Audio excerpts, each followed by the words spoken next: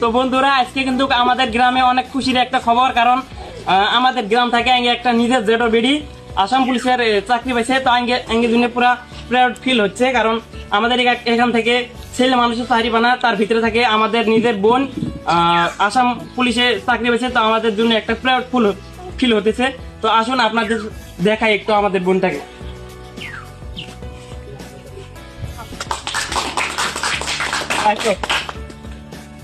তাহলে আপনি আমার মা নাকি? তাহলে চাকরিটা পাই তোমার কেমন লাগলো?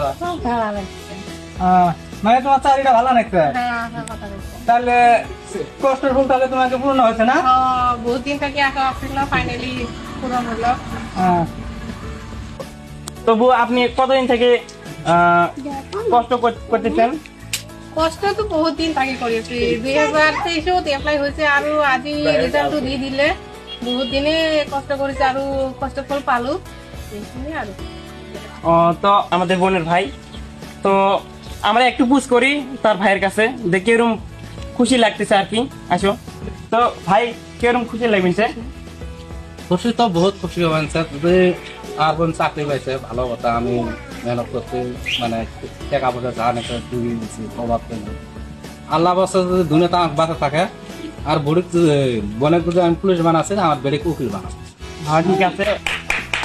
তো আমরা একটু আমাদের জেডির কাছে পুশ করি যে ওনার মেয়ে আসাম পুলিশ হয়েছে, কিরকম খুশি লাগে আছে, আমরা একটু পুশ করি।